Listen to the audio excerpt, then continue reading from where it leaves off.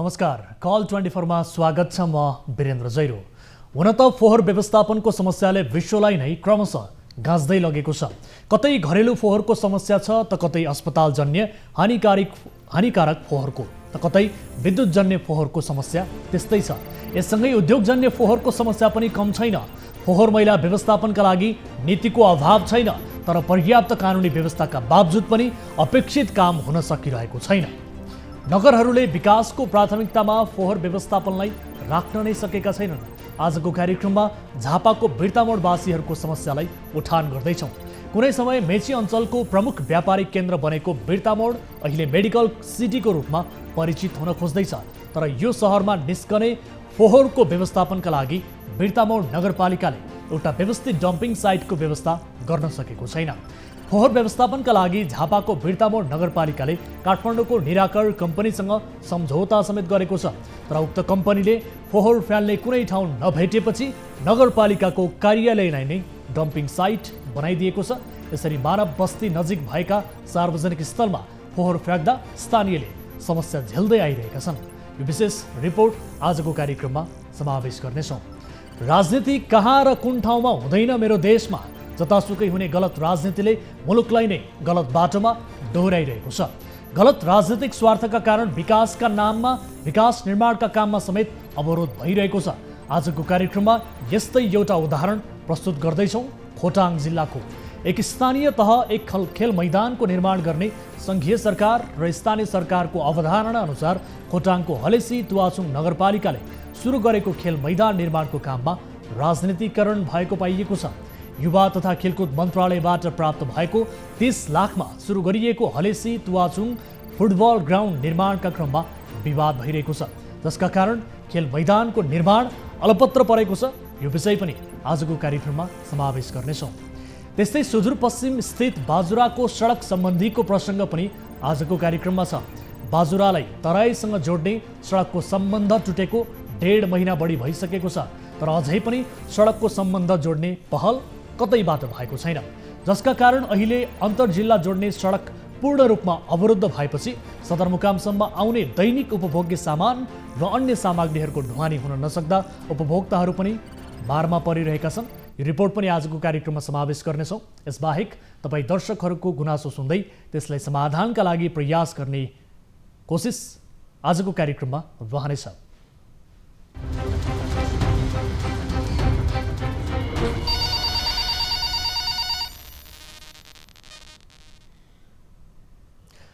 Call 24 को नयाँ श्रृङ्खलामा उपस्थित भइसकेका छौँ। आम सर्वसाधारणसँग प्रत्यक्ष सरोकार राख्ने विषयलाई आज पनि कार्यक्रममा समावेश गरेका छौँ। विभिन्न रिपोर्टहरू सहित आज पनि कार्यक्रममा उपस्थित छौँ। यसबाहेक हामीसँग जोडिन चाहनुहुन्छ, सहभागिता जनाउन चाहनुहुन्छ कार्यक्रममा भने टोल फ्री नम्बर 1660112424, एनसेल नम्बर 9801572424 र भाइबर अर्थात् एनटिसी नम्बर रहेको छ 9884011037। समाजमा भएका कुनै पनि गलत गतिविधि विरुद्ध खबरदारी गर्न चाहनुहुन्छ र आफूले भोग्दै आएको समस्या बारे बताउन चाहनुहुन्छ, आफ्ना गुनासोहरू राख्न चाहनुहुन्छ भने कार्यक्रममा तपाईँले जोडिन सक्नुहुनेछ। टेलिभिजनको स्क्रिनमा नम्बर डिस्प्ले भइरहेको छ, कार्यक्रम अवधिभर डिस्प्ले भइरहन्छ। कल गर्दा पैसा लाग्ने छैन। आफूले निर्धक्क र निडर भएर आफ्ना समस्याहरू हामी समक्ष राख्न सक्नुहुनेछ। तपाईँको समस्या र तपाईँको गुनासोलाई सम्बोधन गराउनका निमित्त हामी मध्यस्थकर्ताको भूमिका निर्वाह गरिरहेका छौँ र तपाईँ आफूले आफ्ना कुनै पनि समस्यासँग सम्बन्धित र आफ्ना कुनै पनि गुनासोसँग सम्बन्धित व्यक्तिहरू जो सरोकारवाला निकायहरू हुनुहुन्छ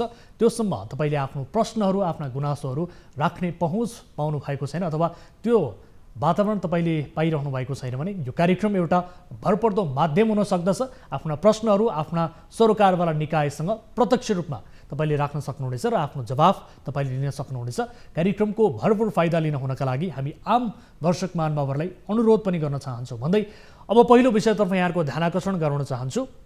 फोहोरको समस्या बढ्दै, विशेष गरी यति बेला यो फोहोरको समस्या बढ्दै गरेको प्रसङ्ग हामी प्रस्तुत गर्न गइरहेका छौँ। तीव्र रूपमा सहरीकरणतर्फ उन्मुख छ यति बेला बिर्तामोड नगरपालिका, जो झापाको बिर्तामोड नगरपालिका रहेको छ। एक समय मेची अञ्चलको प्रमुख व्यापारिक केन्द्र बनेको बिर्तामोड अहिले मेडिकल सिटीको रूपमा पनि आफ्नो परिचय स्थापित गर्दैछ। ठुला केही अस्पतालहरू खुलेपछि भारतको सिलगढीमा पुगेर उपचार गराउनु पर्ने बाध्यता पनि हटेको छ। व्यापारका साथै मेडिकलमा पनि यसले बढाएको पहुँचले बिर्तामोडमा दैनिक उत्पादन हुने फोहोर पनि बढेको छ। तर अहिलेसम्म फोहोरको व्यवस्थापनका लागि बिर्तामोड नगरपालिकाले एउटा व्यवस्थित डम्पिङ साइटको पनि व्यवस्था गर्न सकेको छैन। यसबारे थप कुराकानी गर्नेछौँ। सबैभन्दा पहिले झापाबाट टिभी जर्नलिस्ट युवराज आचार्यले पठाएको यो रिपोर्ट हेर्नुहोस्।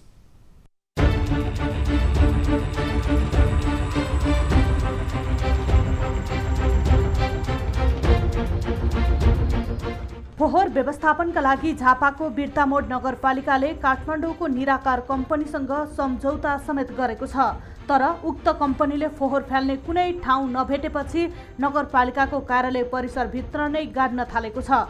नगर क्षेत्रको फोहोर मैला व्यवस्थापन गर्न सकस परेको भन्दै विवादका बावजुद पनि नगरपालिकाले 3 वर्षका लागि फोहोर मैला व्यवस्थापनको जिम्मा काठमाडौँको निजी कम्पनी निराकार कम्पनीलाई दिएको थियो। तर निजी कम्पनी निराकारले नगरपालिकालाई नै डम्पिङ साइट बनाइदिएको छ। सामान्यतया नगरपालिकाको कार्यालय विशेष गरी सामाजिक, आर्थिक र प्रशासनिक काम कारबाहीका लागि प्रयोग गरिने गरिन्छ। तर बिर्तामोड नगरपालिका भने पालिका परिसर, डोमालाल राजवंशी रङ्गशाला जस्ता मानव बस्ती नजिक भएका सार्वजनिक स्थलहरूलाई डम्पिङ साइटको रूपमा प्रयोग गर्दै आएको छ। यसरी मानव बस्ती नजिक भएका सार्वजनिक स्थलमा फोहोर फ्याँक्दा स्थानीयले समस्या झेल्दै आइरहेका छन्। गनाउँछ, भात खाने बेला पनि गनाउँछ, जे खाने बेला पनि गनाउँछ। अब केटाकेटी सानो छ, के गर्नु? यसो रातिउति हिँड्नुलाई दिउँसो हिँड्नुलाई गन्ध यहाँ बस्न सकिँदैन। बाटोमा हिँड्नुलाई पनि बाटो पुरा गन्ध आउँछ। पुरा एकदम पुरा अचम्मै गजम गर्नु छ नि। कहिले कहिले हस्पिटलको गन्ध कस्तो आउँछ नि तपाईँको, त्यस्तो गनाउँछ। कुनै बेला अर्कै किसिम गनाउँछ, कुनै टोइलेटै गनाउँछ। फोहोरबाट मासिक उठ्ने लाखौं शुल्क कता जान्छ? जेठ 31 गते मात्रै नगरपालिका र निराकर कम्पनी बीच फोहोर व्यवस्थापन सम्बन्धी सम्झौता भएको थियो। साथै कम्पनीले 10 लाख रुपैयाँ धरौटी समेत नगरलाई बुझाएको थियो। कम्पनीले असार 1 गतेदेखि आफ्नो कार्य सुरु गरेको हो। कम्पनीले फोहोर व्यवस्थापन बापत नगर क्षेत्रमा सरसफाई सेवा शुल्क समेत उठाउने गरेको छ। तर नगरपालिका र सो कम्पनी बीच भएको सम्झौता अनुरूप शुल्क निर्धारण गरिएको छ। कम्पनीले नगरभित्र रहेका घर, पसल, होटेल, व्यावसायिक फर्म, अस्पताल, विद्यालय, कल कारखाना लगायतबाट मासिक न्यूनतम 100 देखि बढीमा अवस्था हेरी 2000 रुपैयाँसम्म शुल्क लिने र फोहोर मैला हप्तामा कम्तीमा 3 पटक उठाउनु पर्ने सम्झौता पत्रमा उल्लेख छ। यस्तै फोहोर व्यवस्थापन कम्पनीले नागरिकबाट उठाएको रकमले बाटोघाटो बनाइदिने आश्वासन दिँदै फोहोर ल्याएर फ्याँक्ने गरे पनि बाटो नबनाइदिएको स्थानीयले गुनासो गरेका छन्। नि निकै समस्या। अब अलिक दिनमा बर्खामा पानी जम्यो भने त्यो बोतल सबै बगेर यता आउँछ। त्यहाँ त पुरेको पनि छैन, त्यहाँ त्यतिकै फालिदिएको छ, माथि सबै बगेर उठिसकेछ। फोहोर मैला ल्याएर फ्याँक्नु भएको छ होइन। यो यसको लागि व्यवस्था पनि छैन। तपाईँको अगाडि पहिले काम गर्दाखेरि के गरे भने तपाईँको काम अनैतिक गरे, फोहोर ल्याउँदाखेरि तपाईँको डाँडा काँडा चारैतिर गरेर राखिदिए। डाँडा काँडा बनाएर राखिदिए। अहिले हेर्नु यो थुप्रोहरू हेर्नु हुँदैछ होइन। यतिकै राखिरहेछन्, यतिकै कुकुर कागहरू सबै आउँछन्, त्यसलाई खोताल्छन्। खोतालिसकेपछि जब गर्मी बढ्छ तब त्यसको बास्नाहरू आइरहन्छन्। बिर्तामोड अहिले पूर्वको नै रोजाइको व्यापारिक केन्द्र बन्दै गएको छ। यहाँ हरेक दिन उत्पादन गरेको फोहोरको व्यवस्थापनका लागि नगरपालिकाले स्थायी रूपमा डम्पिङ साइटको व्यवस्था गर्न सकेको छैन। बिर्तामोड नगरमा दैनिक 15 ट्र्याक्टरसम्म फोहोर उठ्ने गरेको छ। दर्शक महानुभावहरू, स्मार्ट सिटीका विषयमा विभिन्न किसिमका ठुल्ठुला कुरा हुन्छन्, ठुल्ठुला भाषणबाजीहरू हुन्छन्। तर देखिहाल्नु भयो यति बेला पूर्व कुनै रोजाइ बन्दै गरेको बिर्तामोड अहिले जुन एउटा मुख्य व्यापारिक केन्द्रको रूपमा समेत स्थापित छ र पछिल्लो समय मेडिकल सिटीको रूपमा समेत स्थापित हुन खोज्दैछ। तर अहिले यो बिर्तामोड भने फोहोर व्यवस्थापन गर्न नसक्दा स्थानीय नागरिक, त्यहाँका नागरिकहरू चिन्तित बनेका छन्, विभिन्न किसिमका समस्याहरू झेल्दै आएका छन्। र यही विषयलाई केन्द्रमा राखेर हामी यस विषयमा थप कुराकानी गर्न गइरहेका छौँ। यति बेला बिर्तामोड नगरपालिका झापाका मेयर ध्रुव कुमार शिवाकोटी हाम्रो टेलिफोन सम्पर्कमा हुनुहुन्छ। मेयर साहब, स्वागत छ यहाँलाई कार्यक्रममा। हजुर, धन्यवाद, नमस्कार। हजुर, अब यति बेला फोहोर व्यवस्थापनका विषयलाई लिएर विभिन्न किसिमको गुनासो आयो जनस्तरबाट। यद्यपि तपाईहरूले निराकर कम्पनी, जो काठमाडौँको निराकर कम्पनी छ, यस कम्पनीसँग सम्झौता समेत गर्नुभएको छ। तर त्यो कम्पनीले पनि उल्टै नगरपालिकाको कार्यालयमा फोहोर फाल्न समेत छोडेन। सर, के भइरहेको छ यो, यसबारे बताइदिनुहोस् त। यो चाहिँ खास गरेर ठिकै छ। यहाँले चाहिँ यहाँको सरकारको बारेमा जिज्ञासा राखिदिनु भएकोमा म धन्यवाद दिन चाहन्छु न्युज 24लाई। हजुर।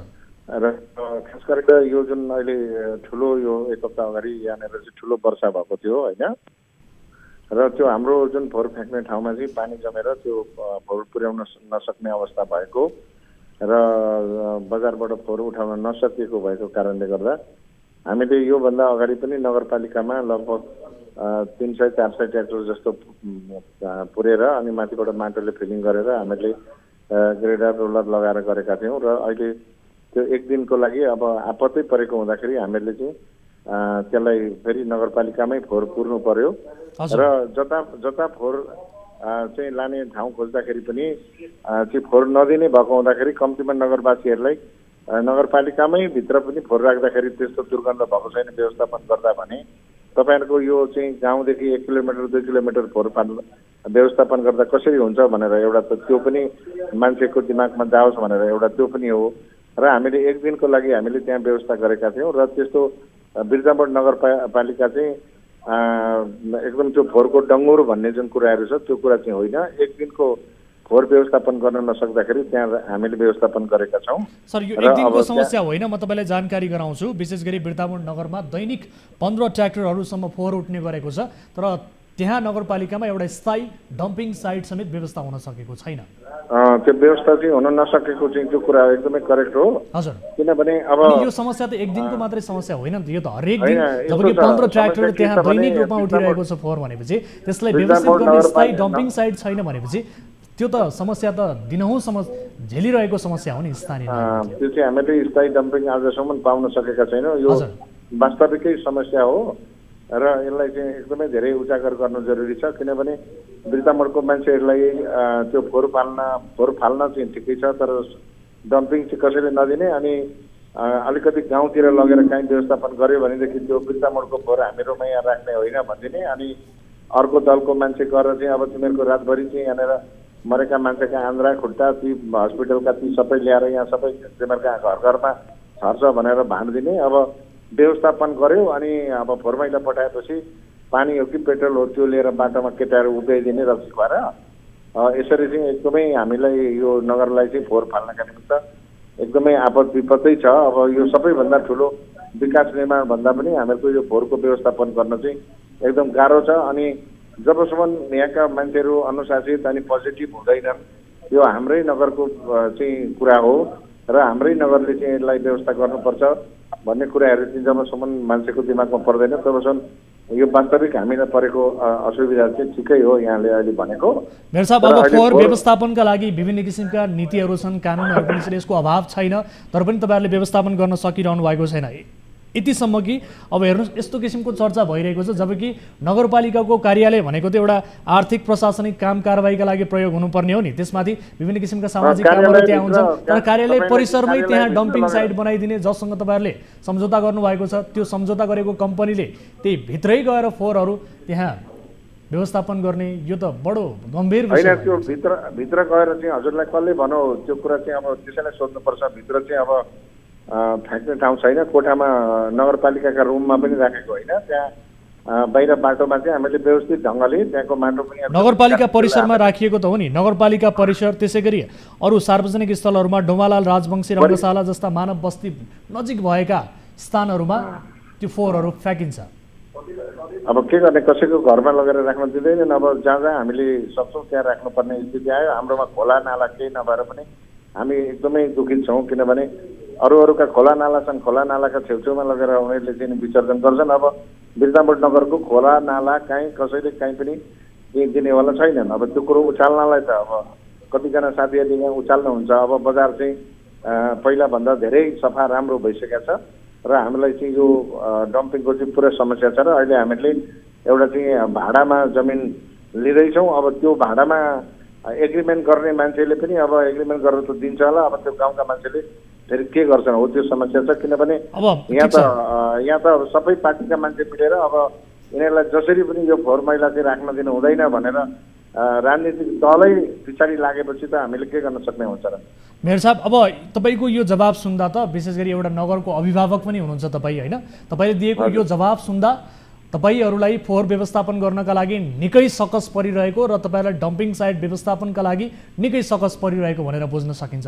त्यसो भए स्थानीय नागरिकले यो फोहोर व्यवस्थापन नहुँदा झेल्नुपर्ने समस्या चाहिँ अब कहिलेसम्म झेल्नुपर्ने हो त मेयर साहब?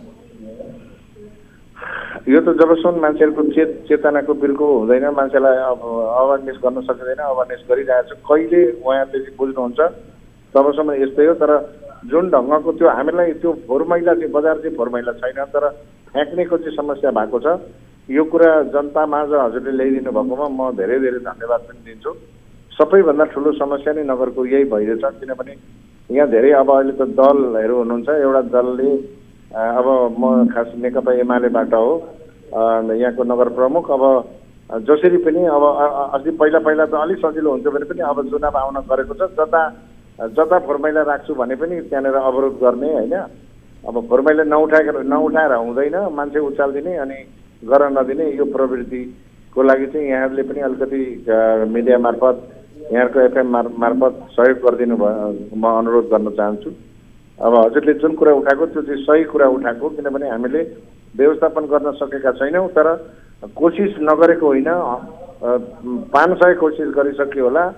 अनि डम्पिङ बनाएर हामीले 17-18 लाख खर्च गरेर त्यहाँ बाटो पुर्याउँछौँ, अनि जुन दिन हाम्रो बाटो रेडी भएर अब त्यो चाहिँ हामीले फोहोर मैला पठाउँछौँ, अनि त्यहाँनिर मान्छे उभिदिएर चाहिँ राखिदिएका हुन्छन् क्या। पेट्रोल हो कि पानी हो, तर साना साना भुल्टुङ लिएर मान्छे उठेका हुन्छन् क्या। अब यो ट्र्याक्टर चढाउँछौँ भनेर यो समस्या छ, तर अब यो चाहिँ सामूहिक पुरै नगरको समस्या हो भन्ने कुरा चाहिँ कसैले नबुझेको अवस्था छ। हजुर, अब यससँगै एउटा अर्को प्रश्न के पनि उब्जिएको छ भने विशेष गरी अब यो फोहोर व्यवस्थापनका लागि जति पनि अब यो घर, पसल, होटल, व्यावसायिक फर्म, अस्पताल भनौँ अथवा विद्यालय र अन्य कारखानाहरू छन्, त्यहाँबाट उठाइएका 100 देखि बढीमा अवस्था हेरी 2000सम्म शुल्क लिने गरिएको छ। तर यो शुल्कका विषयमा पनि स्थानीय नागरिकलाई थाहा छैन। यो मासिक रूपमा फोहोरबाट उठ्ने लाखौँ शुल्क कता जान्छ भनेर प्रश्न गरिरहेका छन्, के भन्न चाहनुहुन्छ? होइन, त्यो चाहिँ यस्तो छ। अब त्यो चाहिँ कस्तो भने यो संसारभरि यहाँहरूले पनि त्यो कुराहरू चाहिँ यहाँहरूले पनि सचेत गराइदिनुपर्छ नागरिकहरूलाई। संसारभरिमा नगरपालिकाका 5 जना 10 जना कर्मचारीहरूले चाहिँ फोहोर सफा नगर सफा गर्न सक्दैन। जहीँ पनि यो संसारमै वेस्ट म्यानेजमेन्ट कम्पनीले गर्छ। अहिले हामीले यो कम्पनी खडा गर्नलाई पनि लगभग 3 वर्ष 3.5 वर्ष लाग्यो। अहिले हामीले कम्पनी खडा गरेका छौँ, तर ल्यान्डफिल साइट हामीले बनाउन सकेका छैनौँ।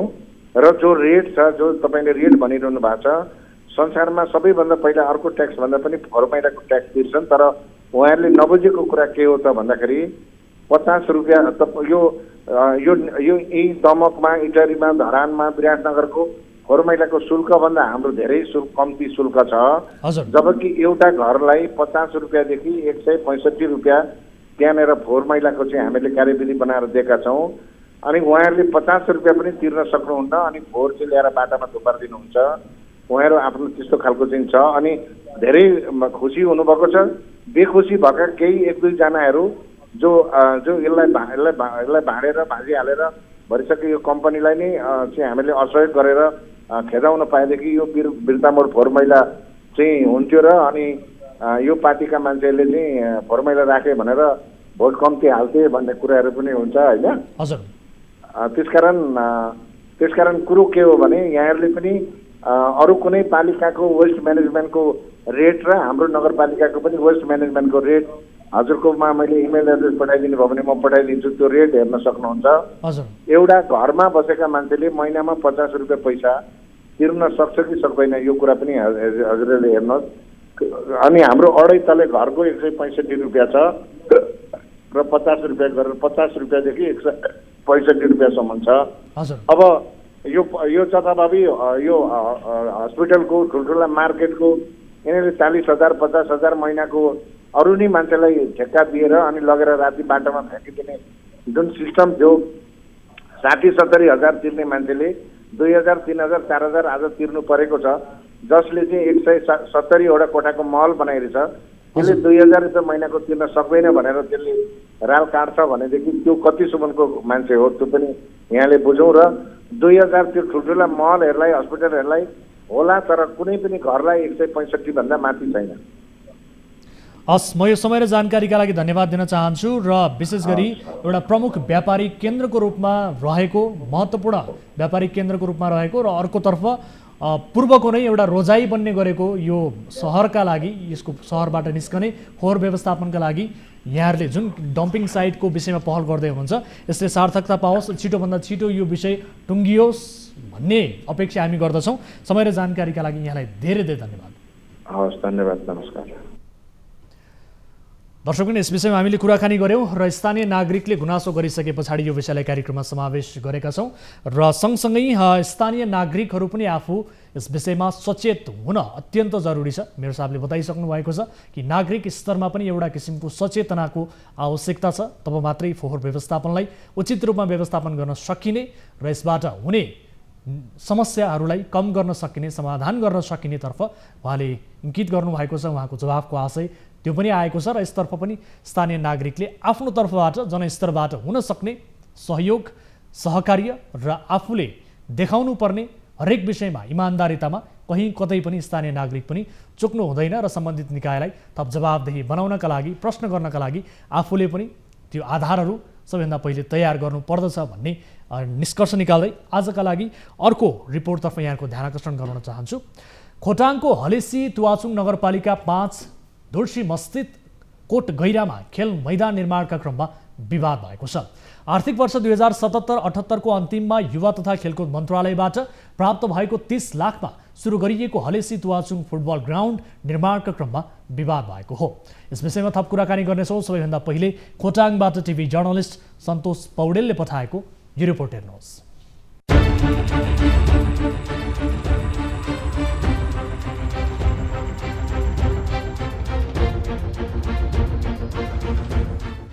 एक स्थानीय तह एक खेल मैदान निर्माण गर्ने संघीय सरकार र स्थानीय सरकारको अवधारणा अनुसार नगरपालिकाले सुरु गरेको खेल मैदान निर्माणको काम सुरुवाती चरणबाटै विवादमा फसेको हो। मालपोत कार्यालयमा जग्गा धनीको हक हिस्सा सरकारी र जग्गाको किसिम वनमारा उल्लेख भएको भन्दै नगरपालिकाले कोट गैरामा किता नम्बर 17 को 54 रोपनी 14 आना 11 दाम जग्गामा खेल मैदान निर्माण सुरु गरेको थियो। नेकपा माओवादी केन्द्रका नेता कार्यकर्ताले ऐतिहासिक होलेसुङगढीलाई असर पुग्ने र चण्डी डाँडा सामुदायिक वनमा क्षति पुग्ने भन्दै विभिन्न निकायमा उजुरी गरेपछि खेल मैदान निर्माणको काम बीचैमा रोकिएको स्थानीय सुभाष राईले आरोप लगाएका छन्। यो सार्वजनिक जग्गै हो, त्यसो हुँदाखेरि हामीले कुनै पनि एङ्गलमा यो ग्राउन्ड बनाएर देखाउँछौँ, बनाएर छाड्छौँ।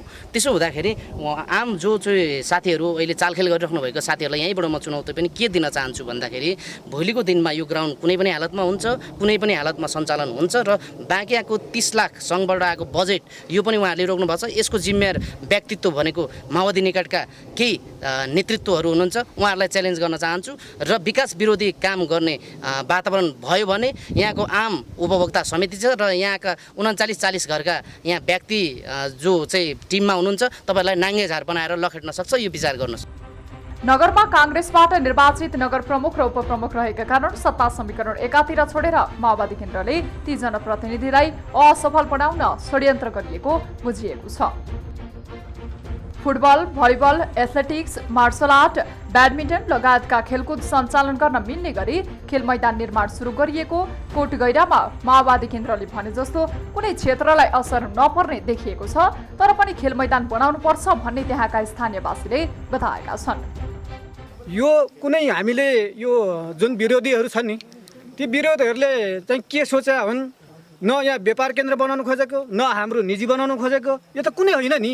यो त सबै साथीहरूको लागि, सबै जनताको लागि एउटा खेल मैदान बनाउनुको लागि, त्यसको निमित्त हामीले सरकारको आश गरेका छौँ र यदि सरकारी बजेटबाट कुनै पनि आएन भने हामी स्थानीय जनताबाट र यहाँका हामी समग्र जति उठ्छ जति गर्न सक्छौँ हामी त्यति खनेरै छाड्ने।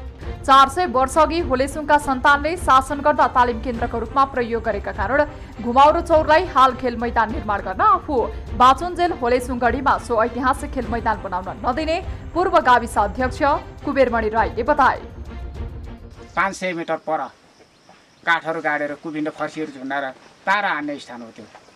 त्यहाँबाट सिकेर तालिम सिकेर लडाइँ लड्ने उपयुक्त बनिने सेनाहरू हो त्यो ठाउँको सेनाहरूको तालिम केन्द्र हो।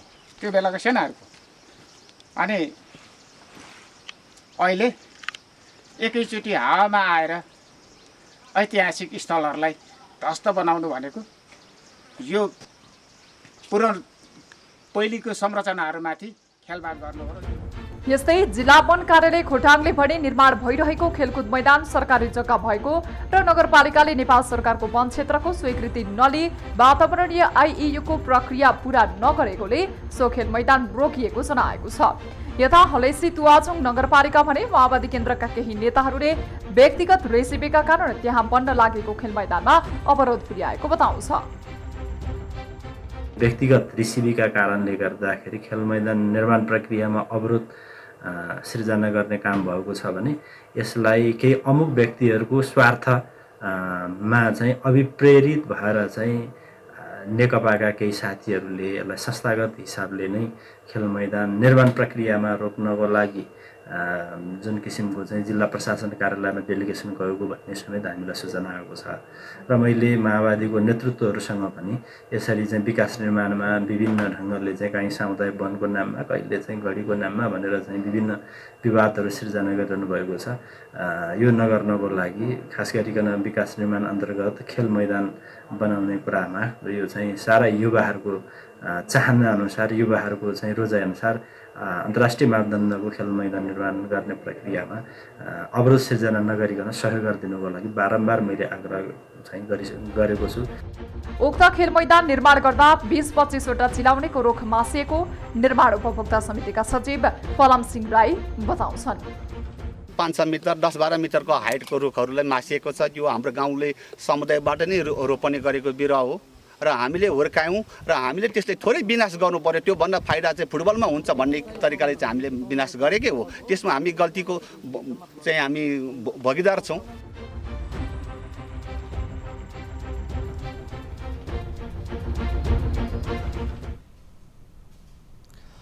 दर्शक महानुभावहरू, निर्माण गर्न लागि खेल मैदानमा विभिन्न किसिमका बखेडा झिकेर विकास नै अवरोध हुने गरी राजनीतिकरण गर्नु अत्यन्त दुःखद कुरा हो। विकास गर्दा विनाश स्वाभाविक नै हुन्छ। यस्ता सामान्य कुरालाई छोडेर बन्न लागेको खेल मैदान निर्माणमा सबै निकाय कम्मर कसेर लाग्न आवश्यक छ र यसै विषयमा थप कुराकानी गर्नका लागि हामीसँग स्थानीय सुभाष राई जोडिनु भएको छ। त्यस पछाडि सम्बन्धित सरोकारवाला निकायसँग कुराकानी गर्नेछौँ। सबैभन्दा स्थानीय सुभाष राईसँग कुराकानी गरौँ। सुभाषजी, स्वागत छ यहाँलाई कार्यक्रममा। हजुर नमस्कार। हजुर, अब यो विवादको कारण के हो? खेल मैदान बन्दा विशेष गरी खेलाडीलाई फाइदा हुन्छ। खेलाडीहरू निरन्तर रूपमा आफ्नो सक्रियता देखाउन पाउँछन्। एउटा किसिमको खेलाडी उत्पादन गर्ने आधार बन्न सक्छ। विकास निर्माणको काममा यो अवरोध हुनु, विवाद हुनु, बखेडा हुनु, यसको कारण के हो सर? अब सर यस्तो छ, तपाईँको विशेष गरेर हामीले चाहिँ तपाईँको यो खेल क्षेत्रमा लाग्दै गर्दाखेरि हामी पनि एउटा खेल प्रेमी व्यक्ति भएको कारण र यहाँको एउटा समाजसेवी भएको कारणले हामीले के निर्माण गर्न खोजेको भने यो एउटा घुमाउने चोर भन्ने एउटा ठाउँ छ। हलेसी तुवाचुङ नगरपालिका वार्ड नम्बर 5 स्थित होइन यो चाहिँ विशेष गरेर लफडा चाहिँ कसरी सुरुवात भयो भन्दाखेरि यो अहिले राष्ट्रिय मिडियाहरूमा आइरहेको अवस्था हो।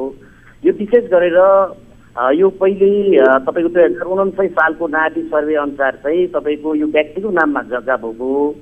अनि पछिल्लो समयमा तपाईँको 7 नम्बरी फारममा पनि तपाईँको 3 महिनासम्म चाहिँ अब तपाईँको सरकारले क्षति जसको चाहिँ तपाईँको छुटेको छ त्यो छुटेको जग्गाहरू चाहिँ फेरि तपाईँको चाहिँ नापी गर्नुहोस् भन्ने खालको मापदण्ड आएको रहेछ।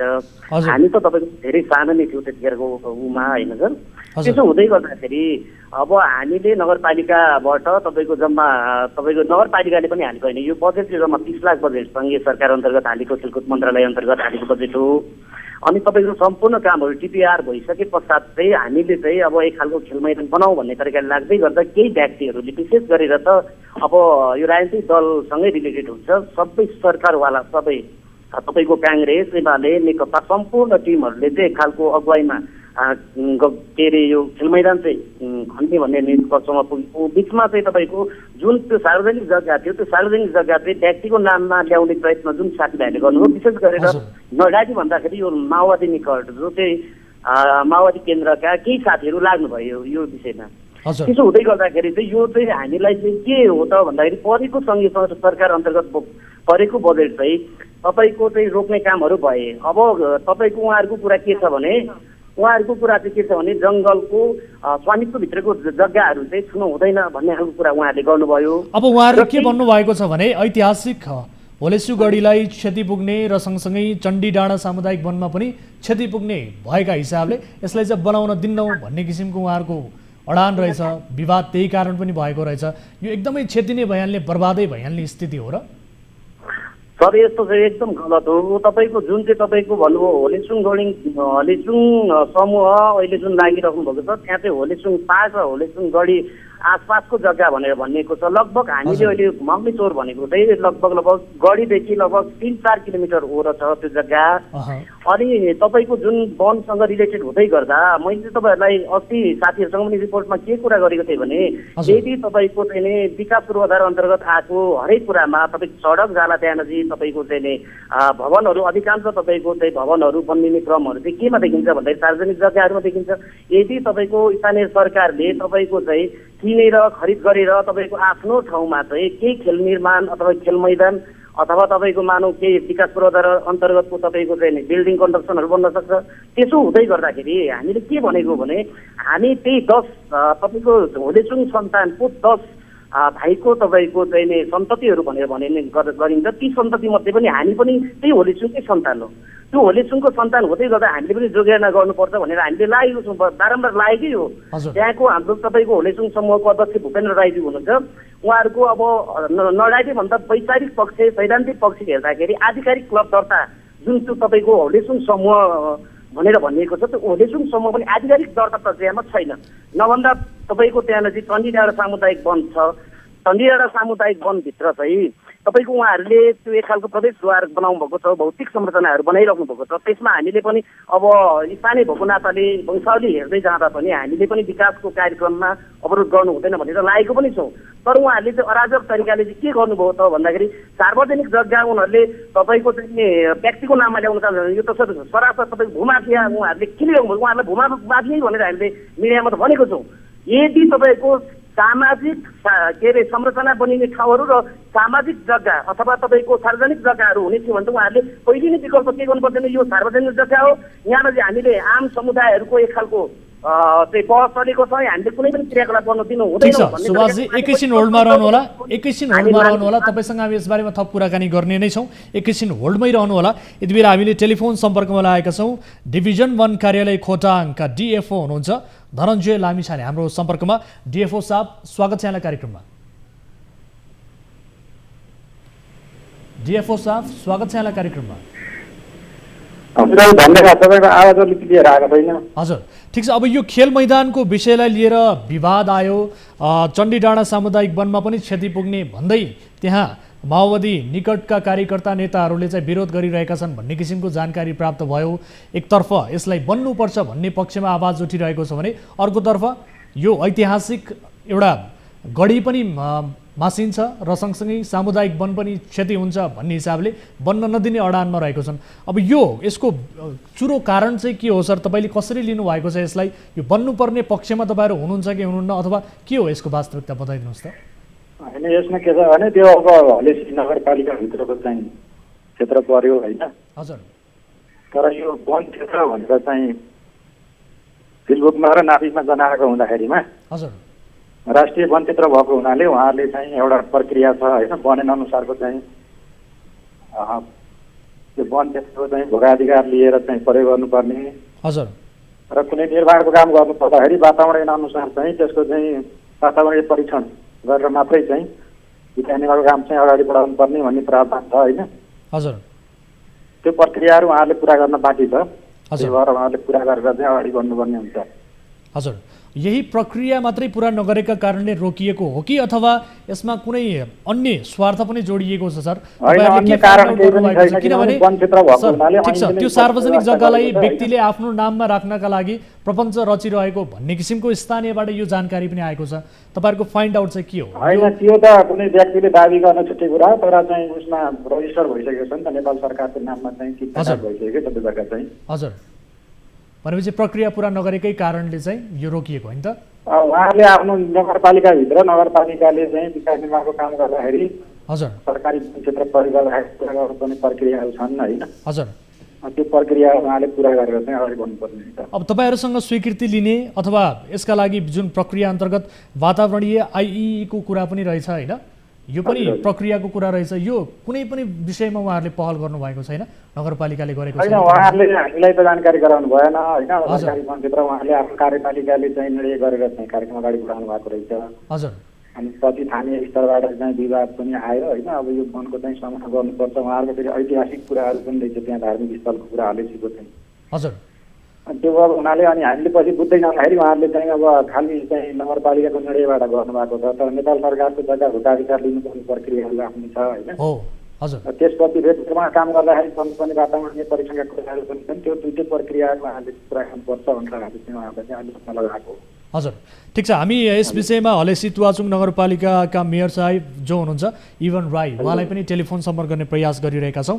उहाँसँग यो प्रक्रिया पुरा नगरेको गरेको अथवा के हो यसबारेमा बुझ्ने नै छौँ। त्यसअघि स्थानीय सुभाष राई हामीसँग जोडिनु भएको छ। सुभाषजी सुन्दै हुनुहुन्छ? सुभाषजी पनि हाम्रो टेलिफोन सम्पर्कबाट बाहिरिनु भएको छ। म मेयर साहबलाई जोड्नका लागि म अनुरोध गर्न चाहन्छु। इवन राई जो हुनुहुन्छ मेयर साहब, उहाँसँग हामी यस बारेमा थप कुराकानी गर्नेछौँ। अब डिएफओ साहब, जस्तो अब तपाईँले बताउनु भयो प्रक्रिया पुरा नगरेकै कारण भनेर, अब यो प्रक्रिया पुरा गर्नका लागि चाहिँ नगरपालिकाले के गर्नुपर्छ, तपाईँहरूसँग कसरी समन्वय गर्नुपर्छ, यसको प्रक्रिया कतिको भनौँ न एक हिसाबले लामो छ अथवा के छ, यसबारे बताइदिनुहोस् त। सहज छ यसमा उहाँहरूको चाहिँ स्थानीय सरकार सञ्चालन ऐनको चाहिँ 74 पनि स्पष्ट व्यवस्था गरेको छ होइन। वनक्षेत्र प्रयोग गर्दाखेरि प्रचलित कानुन बमोजिम चाहिँ प्रक्रिया पुरा गर्नुपर्ने भन्ने छ। र वन ऐन अनुसार चाहिँ के हो भने उहाँहरूले अब त्यो के योजना गर्नुपर्ने, त्यो योजना स्वीकृत भएको योजना सहित चाहिँ उहाँले आफ्नो निकाय मार्फत वन मन्त्रालयमा निवेदन दिनुपर्छ र नेपाल सरकारको निर्णय गराएर मात्रै त्यो क्षेत्रमा चाहिँ कुनै संरचना बनाउने अथवा विकास निर्माण गर्ने भने स्वीकृति दिएर हजुर। अनि त्यसपछि त्यसमा अब के बनाउने हो, त्यसको फेरि आइई रिपोर्टहरू चाहिँ अथवा इआइए रिपोर्टहरू वातावरणीय परीक्षण गर्नुपर्छ, त्यो समेत राखेर हजुर उहाँले चाहिँ स्वीकृतिको लागि पेस गर्नुपर्छ होइन। वन मन्त्रालय मार्फत र नेपाल सरकारले स्वीकृति दिएपछि उहाँहरूले चाहिँ बल्ल विकास निर्माणको काम चाहिँ अगाडि बढाउन मिल्ने हो। हस्, एकैछिन होल्डमा रहनु होला। यति बेला हामीसँग इवन राई जो मेयर हुनुहुन्छ उहाँ जोडिनु भएको छ। मेयर साहब, स्वागत छ यहाँलाई कार्यक्रममा। धन्यवाद यहाँलाई। हजुर, अब यो खेल मैदानका विषयलाई लिएर विवाद भयो, यति बेला दुई भागमा मानिसहरू विभाजित भएका छन्। यसको विवादको कारण के हो सर? अर्कोतर्फ हामीले डिभिजन वन कार्यालयका डिएफओ साहबलाई पनि टेलिफोन सम्पर्कमा ल्याएका छौँ, तपाईँहरूले स्वीकृति पनि लिनुभएको छैन र सँगसँगै यसको प्रक्रिया पनि पुरा गर्नुभएको छैन भन्ने जवाफ यति बेला वन कार्यालयबाट आएको छ। के हो मेयर साहब यसको वास्तविकता? यो खास गरिकन हामीले यो खाली जमिन नगरपालिका भन्दा अलि मास्तिर रहेको 154 रोपनी खाली जमिनमा चाहिँ नगर स्तरीय खेल मैदान निर्माण गर्ने भनेर नगरपालिकाले गत वर्ष कार्यपालिकाले निर्णय गरेर मन्त्रालयमै हामीले प्रपोजल प्रस्ताव पेश गरिसकेपछि त्यहाँबाट भएर आइसके पछाडि हामीले मैदान निर्माण प्रक्रिया अगाडि बढाएको हो। र यसरी मैदान निर्माण अगाडि बढाउने क्रममा केही व्यक्तिहरूको चाहिँ स्वार्थको, जस्तो कहिले गढीको जग्गामा चाहिँ मैदान निर्माण गरियो भन्ने हिसाबले केही साथीहरू लाग्नुभयो, केही साथीहरू चाहिँ यो वन क्षेत्रभित्र पर्यो भनेर, र केही साथीहरू चाहिँ यो जग्गा पहिले हाम्रो चाहिँ 59 सालभन्दा हामीले चाहिँ भोगचलन गर्दै आएको, त्यस कारणले गर्दा यो जग्गा हाम्रै हो भनेर उहाँहरूले चाहिँ दाबी गर्दा गर्न थालेपछि पहिले उहाँहरूसँग के छ त तपाईँहरूको यो जग्गा आफ्नो भन्ने आधार प्रमाण डकुमेन्ट के छ भनेर मगाउँदाखेरि उहाँहरूले त्यो बुझाउन सक्नु भएन। उहाँहरूले नगरपालिकामा चाहिँ यो जग्गा हाम्रो भनेर निवेदनै दिनुभयो, तर मालपोतमा हेर्दाखेरि र नाति कार्यालयमा हेर्दाखेरि यो जग्गा जग्गा भएको कुनै व्यक्तिको हकदारी नलाग्ने र गढीभित्र पनि नपर्ने, वनभित्र पनि नपर्ने सार्वजनिक जमिन भन्ने मालपोतमा नातिबाट त्यो भइसकेपछि नगरपालिकाले खेल मैदान निर्माण सुरु गरेको। हजुर, तर डिभिजन वन कार्यालयले के भनिरहेको छ भने तपाईँहरूले स्वीकृति पनि लिनुभएको छैन, त्यो लिनुपर्ने हुन्छ नेपाल सरकारको नियमअनुसार। यदि तपाईँहरूले वनको जग्गा प्रयोग गर्दै हुनुहुन्छ भने तपाईँहरूले स्वीकृति लिनुपर्ने हुन्छ, वातावरणीय आइई त्यसको मूल्याङ्कन गर्नुपर्ने हुन्छ। यी यावत प्रक्रियाहरू छन्, यसका लागि पनि तपाईँहरूले समन्वय गर्नु भएन। अर्कोतर्फ डिभिजन वन कार्यालयले त तपाईँहरूले जानकारी नै दिनु भएन भन्ने कुराहरू आइरहेछ नि त। यस्तो छ सर, अब यो जग्गा चाहिँ सार्वजनिक जग्गा भनेर चाहिँ माथिमा यो जग्गा दर्ता छ, हजुर, वन भनेर भनेको छैन। सार्वजनिक जग्गा भनिसकेपछि वनले चाहिँ यो सार्वजनिक जग्गा पनि हाम्रो हो भनेर वनले दाबी गरेको अवस्था छ पछिल्लो समयमा। नभए यो जिल्ला मालपोत कार्यालय र जिल्ला नाटी कार्यालयमा यो जग्गा सार्वजनिक जग्गा धनीको नाम चाहिँ नेपाल सरकार भनेर दर्ता भएको छ। त्यसले गर्दाखेरि यो समग्र युवाहरूको खेलकुद र खेल संस्कृतिको विकास गर्नको लागि नगरपालिकाले सार्वजनिक जमिनमा खेल मैदान निर्माण प्रक्रिया गरेको हो, यो व्यक्तिगत प्रयोजनका लागि होइन। अब यहाँ के छ भने अहिले तमाम सबै स्थानीय तह सङ्घ प्रदेश सबैले विकास निर्माणको कामहरू गर्दाखेरि अहिले हामीले बाटोहरू निर्माण गरिरहेको छौँ, भवन विद्यालय भवन स्वास्थ्य चौकीहरू निर्माण गरिरहेका छौँ, अन्य पूर्वाधारहरू निर्माण गरिराखेका छौँ। यी सबै सार्वजनिक जग्गामै छ, कतिपय वनभित्रै परेर जान्छ। आज हामीले सबै यो वन क्षेत्र अन्तर्गत पर्छ भनेर हामीले अवरोध गर्ने हो भने कहीँ पनि केही काम पनि गर्न सकिने अवस्था भने छैन। अहिलेको अवस्था यस्तो छ। त्यसो हुनाले गर्दाखेरि यो कुनै व्यक्तिगत प्रयोजनको लागि व्यक्तिगत स्वार्थको लागि नभइकन समग्र हले सिद्धुवाचोक नगरपालिकाको खेलाडीहरूको उनीहरूलाई चाहिँ खेलकुदको विकास गर्ने, खेल संस्कृतिको विकास गर्ने, जसको माध्यमबाट अनुशासित इमानदार खेलाडी र जनशक्ति निर्माण गर्ने उद्देश्यले गरिएको काम हो। अब यहाँ यो वनसम्म जान नपर्ने कुरा मैले अघि पनि भने केही व्यक्तिहरूले यो जग्गा अब हिजो यो जग्गा खाली थियो, पाखा थियो, अब यहाँ नगरपालिका भयो, यसमै अलि राम्रा राम्रा होटलहरू यो वरिपरि होटलहरू बन्न थाले र तिनीहरू पनि हामीले यही आसपासमा बनाएका छौँ। त्यस पछाडि यो जग्गाको किमतिलो हुँदै गइसके पछाडि सार्वजनिक जग्गा आफ्नो नाममा ल्याउने जुन साथीहरूले दुष्प्रयास गरिरहनु भएको छ, त्यो दुष्प्रयास गर्ने साथीहरूलाई चाहिँ मलजल पुर्याउने ढङ्गले चाहिँ केही साथीहरू वनतिर र अख्तियारतिर लागिरहनु भएको छ। हजुर, डिएफओ साहब सुन्दै हुनुहुन्छ? हजुर, अब आफ्टर अल यो सबै कुरा भनेको एउटा सार्वजनिक हितकै लागि बन्न लागेको हो, त्यसमाथि खेलाडीहरूको वृद्धि विकास होस्, जनशक्ति उत्पादन होस् भन्ने उद्देश्य यसमा रहेका छन् भने यो मेयर साहबले जुन किसिमको जवाब दिनुभएको छ, यो जवाबको आशयलाई लिएर तपाईँ के बताउन चाहनुहुन्छ? यसमा केही आपत्ति छ? नगरपालिकाभित्र विकास निर्माण गर्नुपर्छ, त्यसमा चाहिँ अब अन्यथा कुरो हुने कुरै भएन होइन। हजुर, के हो भने त्यो नेपाल सरकारको नाममा दर्ता भइसकेको र वनमारा भनेर बनाएको चाहिँ झाडी उद्यानको एरिया हो, त्यो घना जङ्गल नभए पनि होइन। हजुर, त्यो 60 जग्गा भए पनि त्यो नेपाल सरकार भनेर वन क्षेत्र जन्मेको हुनाले त्यो चाहिँ राष्ट्रिय वनको विभाग चाहिँ उहाँहरूले एउटा भोगाधिकार लिनुपर्ने र वातावरण परीक्षण गरेर विकास निर्माण गर्नुपर्ने व्यवस्था त प्रचलित वनले पनि गरेको छ, वातावरणले पनि गरेको छ। हजुर, त्यो भएको हुनाले त्यो प्रक्रियामा जानुपर्छ जस्तो मलाई लाग्छ। त्यही भएर हामीले उहाँलाई त्यो अब अनुरोध गरेको पनि हो। हजुर, तर अब त्यो पुष्टित व्यक्तिले दर्ता गर्न खोजेको थियो भने पनि अब त्यो भनेको अदालतबाट अथवा कुनै कारणले हक कायम गर्ने छुट्टै कुरा हो। तर अहिलेको यथास्थितिमा त उयो चाहिँ नेपाल सरकारको नाममा दर्ता भइसक्यो जग्गा छ त अहिले हाललाई। हजुर, त्यो उहाँले त्यतिकै दाबी गर्दैमा जाने पनि होइन। अब त्यो त उहाँले कि मुद्दा लडेर जित्नु पऱ्यो अथवा कुनै चाहिँ नेपाल सरकारले हक हस्तान्तरण गर्यो भने मात्रै उता जाने कुरो हो। नत्र अहिलेको दिनसम्म त त्यो त नेपाल सरकारको वन भनेर वनमारा भनेर वन उद्यान भनेर जनाएको छ भनेपछि त्यो दर्ता भइसक्यो नि त, नेपाल सरकारकै नाममा छ नि त अहिले त। उहाँले त्यतिकै सजिलो लानुहुन्छ अथवा लाने भन्ने कुरा पनि हुँदैन। अहिलेको दिनसम्म पछि छुट्टै निर्णय भयो अथवा कुनै विशेष व्यवस्था भयो अदालतबाट चाहिँ उहाँले मुद्दा जित्नुभयो अथवा केही भयो त्यो छुट्टै कुरा होला।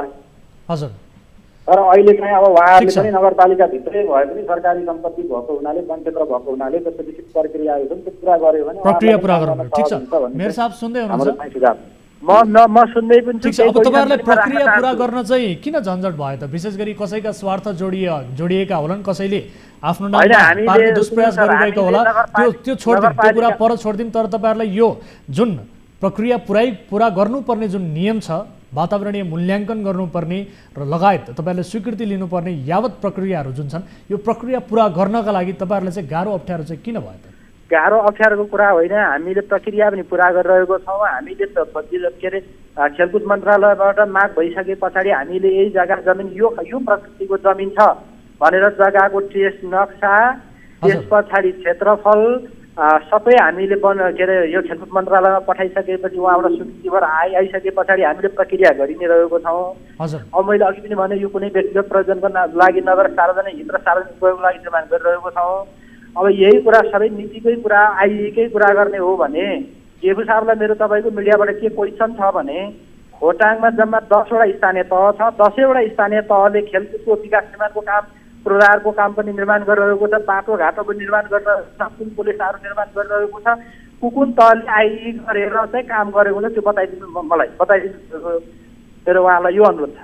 हजुर, अब मेयर साहब यसको समाधानको पाटो चाहिँ के हुने त? अब यो विवाद भएर यो अलपत्रै परिरहने हो कि अथवा के गर्न सकिन्छ त? ल भन्नुहोस् त। किनभने यो विवाद जस्तो वनले अहिले तत्काललाई यो रोक्न भनिसके पछाडि हामीले रोकिसकेका छौँ। हजुर, जब वनले चाहिँ यो विवादित भयो यसलाई अगाडि नबढाउनु भनेर हामीलाई पत्रचार गरिसके पछाडि हामीले रोकिसकेको छौँ। हजुर, अनि स्थानीय मान्छेहरू, स्थानीय जो त्यो वरिपरि स्थानीय समुदायहरू हुन्छन् उहाँहरू आफैले आफ्नै चाहिँ स्रोत साधन प्रयोग गरेर उहाँहरू आफै लागिरहनु भएको छ। अब यो कुरामा त नगरपालिका छैन, जिल्ला वन कार्यालयले ती स्थानीय मान्छेहरूलाई उनीहरूलाई अब कारवाही गरे भयो नि त। नगरपालिकाले त हामी अब काम नगर्ने जस्तो एउटा सरकारी संस्थालाई अर्को सरकारी संस्थाबाट यो काम नीतिगत छैन रोक्नु भनेपछि हामी रोकिसकेका छौँ। होइन, त्यो प्रक्रिया पुरा गर्नु पर्ला र अर्कोतर्फ प्रक्रियामा मानिसहरूले आफ्नो पैसा उठाएर गरिरहेका छन् भने त्यसले पनि त भोलि विभाजित भएका व्यक्तिहरू बीचको एउटा द्वन्द्व त त्यसले पनि ल्याउन सक्दछ। यसका लागि त नगरपालिकाले यसको समन्वय र यसको व्यवस्थापन त जसले यो जमिन वन अन्तर्गत पर्छ यो वन हो भनेर भन्छ त्यो निकायले यसको अगुवाई गर्नु पर्यो नि, इनिसिएसन लिनु पर्यो नि। हजुर, भनेपछि अब नगरपालिकाको योजना चाहिँ के हो त? अब यो रोकिएको छ, ठिक छ, रोक्नुहोस् भनेको छ, अब रोक्ने नै हो भन्ने नगरपालिकाको अब जस्तो सुन्नु, नगरपालिकाको बजेट यस वर्षको फ्रिजबाट गइसकेको छ। हजुर, हामीले जब उहाँले रोक्न भनिसकेपछि हामीले रोकेर बजेट फ्रिज गरेर पैसै हामीले फिर्ता गरिसकेका छौँ। आइको प्रक्रियामा पनि हामी अगाडि बढाउँला र अन्य यो 10वटा स्थानीय तहमा डेफु साहबले कहाँ आइ गरेर काम गर्ने स्वीकृति दिनुभएको छ, कहाँ आइ गरेको छैन त्यो पनि त हामी हेर्छौँ नि। हजुर, कि हलिसितवासु नगरपालिकाले चाहिँ अनिवार्य आइ गर्नुपर्ने, प्रक्रिया पुरा गर्नुपर्ने, अरू पालिकाले चाहिँ प्रक्रिया पुरा गर्नु नपर्ने, आइ गर्न नपर्ने भन्ने कुनै कानुनी व्यवस्था प्रावधान छ भने त्यो कुरा बताउनु पर्यो डेफु साहबले। होइन भने जनताले चाहिँ जनताका लागि निर्माण कार्यमा आफ्नै पैसा उठाएर आफैले लगानी गरेर आफ्नो खेल मैदान बनाउने क्रममा यसरी चाहिँ ऐन कानुन नीतिगत समस्याहरू अगाडि तेर्साएर चाहिँ यस्तो विकास निर्माण अवरोध गर्न त यो राम्रो कुरा भएन नि त। भनेपछि सुनियोजित तरिकाले यसमाथि बखेडा झिक्न खोजियो भन्ने तपाईँहरूको निष्कर्ष हो? होइन, मैले अघि भने केही व्यक्तिहरू यसको मुख्य कुरा के भने मसँग प्रमाण छ, केही व्यक्तिहरू यो जग्गालाई आफ्नो नाममा ल्याउन चाहन्थे। हजुर, त्यो नगरपालिकामा पनि उहाँले निवेदन दिनुभएको छ। हजुर, यो जग्गा हाम्रो हो, हामीले भुक्तान गर्दै आएको प्राविधिक कारणले हाम्रो नाममा दर्ता हुनु त्रुटि भएको कारणले गर्दाखेरि हामी यसलाई चाहिँ आफ्नै नाममा ल्याउने प्रक्रियामा भएको हुनाले गर्दाखेरि अहिले तत्कालै निर्माण नगरिदिनु भनेर केही साथीहरू पैसै उठाएर लागि परेका छन्। त्यही साथीहरूको बहकाउमा त्यो हुँदै नहुने कामको पछाडि लागेर केही राजनीतिक दलहरू चाहिँ लागिरहेछन्। त्यसमा पनि अब जिल्ला वन कार्यालयको भूमिका के हो म बुझ्दिनँ। अब कहाँ आइ गर्नु गरेको छ, कहाँ चाहिँ नियम सम्मत भएको छ त्यो त हामी पनि खोज्दै जान्छौँ नि। हामीलाई मुद्दा लाग्ने ठाउँमा जिल्ला वन कार्यालय नि त मुद्दा लाग्छ होला नि। हजुर, हामीले नियम कानुन मान्न पर्ने, अरू पालिकाले चाहिँ नियम कानुन मान्न पर्दैन। ठिक छ, मात्रै खालको ऐन कानुनको व्यवस्था छ कार्यान्वयन गर्ने, अरू ठाउँ चाहिँ कार्यान्वयन गर्न पर्दैन जिल्ला वन कार्यालयले। ठिक छ, डिएफओ साहब सुन्दै हुनुहुन्छ? हजुर हजुर हजुर, ठिक छ। अब अन्तिममा म यो कुराकानी अलिकति लामो पनि भयो, छुट्याउन चाहन्छु। अन्तिममा यो बताइदिनुहोस्, अब केही सुनियोजित तरिकाले मानिसहरूले बखेडा झिक्न खोजे र त्यसकारण पनि रोकियो भन्ने किसिमको आशयको जवाफ मेयर साहबबाट पाइरहँदा अब यो अवस्थालाई हेर्ने हो भने अब यो निर्माण त हुनै पर्दछ, किनभने एउटा भनौँ न एउटा उद्देश्य राखिएर निर्माण गर्न खोजिएको विकास निर्माणको काममा यो अवरोध हुनु यो पक्कै पनि राम्रो विषय होइन। अब यसका लागि तपाईँहरूले आफ्नो तर्फबाट सहकारी गरिदिने, तपाईँहरूले आफ्नो भूमिका निर्वाह गरिदिन चाहिँ के गर्न सक्नुहुन्छ सर यो बनोस् भन्नका लागि? होइन, वन कार्यालय त भने त वन कार्यालय त विकास निर्माणमा उहाँलाई सहजीकरणै गर्ने, तर के भने प्रचलित कानुनमा भएका व्यवस्थाहरू चाहिँ अब सबैले कार्यान्वयन गर्नुपर्छ। त्यो वन कार्यालयले त्यहाँको वन क्षेत्र हो भनिसकेपछि एउटा उजुर पनि परिसकेपछि र अब इस्यु आइसकेपछि त्यसमा चाहिँ हामीले पनि सम्बोधन गर्नुपर्ने हुन्छ होइन। विषय के हो भनेर बुझ्दै जाँदाखेरि अब भएका प्रक्रियाहरू र हामीले भनेको उहाँहरूले पनि ठिक छ प्रक्रियाहरू झन्झटिलो छ भनेर अब त्यसमा अल्मलिनु भएन। प्रक्रिया झन्झटिलै छ नि त, कानुन अनुसार कानुन अनुसार वातावरण अनुसार गर्नुपर्ने कुराहरू केही झन्झटिलो होला नि त। झन्झटिलो छ भनेर त्यसमा चाहिँ प्रक्रिया पुरा नगरिकन अब अरूले यसो गरे भन्नुभन्दा नि अब अरूले गरे कति बेला गरे भन्दा फेरि आफूले पनि गल्ती दोहोऱ्याउनु त भयो। त्यो किसिमको कुराहरूलाई ध्यानमा राखेर चाहिँ अब त्यसलाई त्यो सामान्य प्रक्रियाहरू छ त्यसमा लागेपछि नहुने भन्ने कुरा छैन। प्रक्रिया पुरा गरेर एउटा सहमति बनाएपछि विकास निर्माणमा त संरक्षण गर्ने र विकासलाई सँगसँगै लाने भन्ने त हाम्रो मान्यता नै छ। हस्, यहाँलाई धेरै धेरै धन्यवाद दिन चाहन्छु डिएफओ साहब यो कुराकानीका लागि र तपाईँसँग आगामी दिनमा पनि यसबारे अपडेट लिनेछौँ। र मेयर साहब अन्तिममा म तपाईँलाई सोध्न चाहन्छु, अब यो प्रक्रिया पुरा गर्नका लागि भनेर डिएफओ साहबबाट पनि आग्रह आइरहँदा अब तपाईँले के सोच्नु भएको छ? यो सकिन्छ त? होइन, हामी यसलाई यो चाहिँ निर्माण प्रक्रियालाई यो समाधान निर्माण प्रक्रियालाई प्रक्रियागत हिसाबले अगाडि बढाउने कुरामा नगरपालिका छँदैछ। नगरपालिका पनि एक तहको सरकार भएको हुनाले गर्दा सबै कामहरू हामीले चाहिँ नियम कानुनलाई पालना गराउनु हाम्रो पनि दायित्व कर्तव्य हो। त्यसमा पनि हामी जाँदैछौँ। यसभन्दा अगाडिको अभ्यास के हो भने मैले ढाँट्दिनँ, यो यो सबैले चाहिँ सम्भव प्रायः सबैले यही अभ्यास गरिराखेका होला। चाहिँ प्रायः सार्वजनिक विकास निर्माणको कामहरू गर्दाखेरि आइई गर्न पर्ने, पातो पनि मूल्याङ्कन गर्नुपर्ने नीतिगत व्यवस्था भए पनि अधिकांश स्थानीय तह वा सङ्घ प्रदेशले नगरिकन सार्वजनिक हितका ठीक छ, अरूले के गरे भन्ने कुरातर्फ नजाउँ मेयर साहब। सुन्नु न, मेरो कुरा आइरहेको अभ्यास भएको हुनाले गर्दा त्यही अभ्यासको निरन्तरता दिँदाखेरि आज यो विवाद भएको छ। त्यसैले गर्दाखेरि यो विवादलाई समाधान गर्नको लागि प्रक्रियागत हिसाबले अगाडि बढ्ने कुरामा, बढाउने कुरामा नगरपालिका सचेत छ। त्यहाँबाट प्रक्रियागत हिसाब लाने कुरामा नगरपालिकाले थालनी सुरु गरिसकेको छ।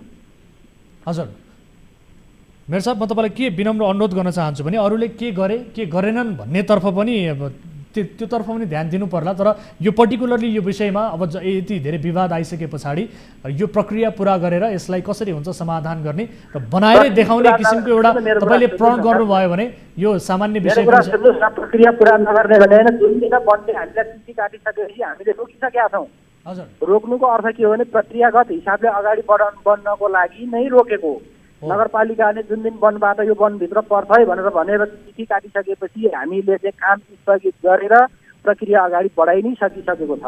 हजुर, ठिक छ, धेरै धेरै धन्यवाद दिन चाहन्छु। प्रक्रिया पुरा गरिकन कानुन तपाईँ हामी सबैले मान्नुपर्छ, सर्वमान्य हुन्छ। तपाईँ आफैलाई पनि थाहा छ, अझ तपाईँहरू कानुन कार्यान्वयन गराउने जिम्मेवारीमा बस्नु भएको छ। स्थानीय सरकार आफैले कानुन कार्यान्वयन गराउने जिम्मेवारी दायित्व बोध गरेको हुन्छ र यसतर्फ ध्यान दिनु होला। म समय र जानकारीका लागि धेरै धेरै धन्यवाद दिन चाहन्छु। र यो ग्राउन्ड बनाएरै छोड्ने किसिमको एउटा प्रण अठोट गर्नुभयो भने यो पक्कै पनि बन्नेछ। प्रक्रियाहरू पुरा गर्दै जानु होला। समय र जानकारीका लागि यहाँलाई धेरै धेरै धन्यवाद। धन्यवाद दर्शक, यस विषयलाई हामी फलोअप गर्नेछौँ। सरकारका नियम र कानुनी राज्यमा बसिसकेपछि सबैलाई नियम बराबर हुनुपर्दछ। कसले के गरे कसले के गरेनन् भन्ने भन्दा पनि आफूहरूले के गर्ने भन्नेतर्फ बढी सोचियो भने सफलता पक्कै पनि हात लाग्दछ। यति भन्दै अन्तिममा कोही दर्शक हामीसँग जोडिनु भएको छ, उहाँसँग कुराकानी गर्छौँ। नमस्कार, को बोल्दै हुनुहुन्छ, कहाँबाट? हजुर नमस्कार, कहाँबाट को बोल्दै हुनुहुन्छ? म बारा सिमरौनगढ नगरपालिका वार्ड नम्बर 4 को वार्ड अध्यक्ष राजेश प्रसाद यादव। राजेश प्रसाद यादवजी के समस्यामा पर्नुभयो, के का लागि सम्झनु भयो? म सिमरौनगढ नगरपालिकाको किर्ते नगरसभाको विरोधमा हजुर पहिला पनि हामी न्युज 24बाट तपाईँको इन्टरभ्यू दिएको थियो। अहिले फेरि 3 जनाको किर्ते पुनः जाँच गरिएको बेहोरामा पुनः 3 जनाको किर्ते साबित भएर आएको। हजुर, प्रहरी कार्यालयबाट जिल्ला सरकारी वकिल कार्यालयमा सक्कल फाइल पठाएकोमा सरकारी वकिल बाराको जुद बहादुर आलेले हजुर त्यो 4 जना किर्ते साबित भएपछि त्यो सरकारी वकिलले मुद्दा नाच चल्ने गरी निर्णय गरेर उच्च अदालत सरकारी वकिल कार्यालयमा पठाएकोमा हामी यही साउन 24 गतेदेखि हाम्रो बारा जिल्लाको जसपा नेपालको नगर कमिटीका अध्यक्ष श्री किशोरी शाह कलवारजीको अध्यक्षतामा पुरै हाम्रो जनप्रतिनिधि लगायत सिमरौनगढका नेता कार्यकर्ता र आम जनता समेत यहाँ सिमरौनगढबाट आएर हजारौं संख्यामा मोटरसाइकल जुलुस लिएर प्रदर्शन पनि गरे, विरोध रैली निकाले र त्यसै दिनदेखि हामी कलैयाको मूल चौकमा धरनामा बसेका छौँ। अब हाम्रो बारा जिल्लाको जिल्ला प्रशासन कार्यालयबाट अहिलेसम्म केही हामीहरूको सुनवाई भइरहेको छैन। कति दिनदेखि धरनामा हुनुहुन्छ तपाईँहरू? हामी 25 गतेदेखि 24 गतेको जुलुस थियो र 25 गतेदेखि धरनामा आज 6औं दिन धरनामा भयो। हजुर, नगरपालिका जिल्ला प्रशासन कार्यालय कसैले चासो दिएको छैन? यादवजी सुन्दै हुनुहुन्छ? हजुर, यस विषयमा नगरपालिका र स्थानीय प्रशासनले चासो दिएको छैन हैन त? स्थानीय प्रशासन र हाम्रो सरकारी वकिलको कारवाहीप्रति हामीहरूलाई धरनामा आएर केही सुनवाई लिएको छैन अहिलेसम्म। हजुर, हस्, यो विषयलाई हामी फलोअप गर्नेछौँ। हामीले उठाएको विषय हो, तपाईँले यसबारे थप जानकारी गराउनु भएको छ, गुनासो राख्नु भएको छ। यो विषयलाई हामी फलोअप गर्नेछौँ र रिपोर्ट मार्फत प्रस्तुत गर्नेछौँ फलोअपको रूपमा। यो जानकारी गराउनु भयो यादवजी, यहाँलाई धेरै धेरै धन्यवाद। तपाईँले पनि धन्यवाद। हस् दर्शकबिन, बाराको सिमरौनगढ नगरपालिकाको विषय, यस विषयलाई हामीले कार्यक्रममा यसअघि पनि समावेश गरेका हौँ र फलोअपको रूपमा यसको थप विस्तृत बुझ्दै थप गहिराइमा गएर यस विषयमा हामी रिपोर्टिङ गर्नेछौँ र यस विषयलाई प्रस्तुत गर्नेछौँ भन्दै आजका लागि कार्यक्रमको निर्धारित समय पनि सकिएको छ। कुनै समस्या पर्नु भएको छ, कुनै पनि गुनासाहरू छन् भने तपाईँले हामीलाई राख्न सक्नुहुनेछ, जसका लागि टोल फ्री नम्बर 1660112424, यसै गरी एनसेल नम्बर 9801572424 र भाइबर नम्बर अर्थात् एनटिसी नम्बर रहेको छ 9884011037। तपाईँका लागि 24 घण्टा हाम्रो 24 हेल्प डेस्क खुला रहनेछ। समाजमा भएका कुनै पनि गलत गतिविधि विरुद्ध खबरदारी गर्न चाहनुहुन्छ भने तपाईँले गर्न सक्नुहुनेछ। आम सर्वसाधारणलाई जागरुक गराउने र सम्बन्धित निकायलाई थप जवाबदेही बनाउने हाम्रो कोसिस निरन्तर जारी छ। हामी निरन्तर न्युजमा छौँ। नमस्ते।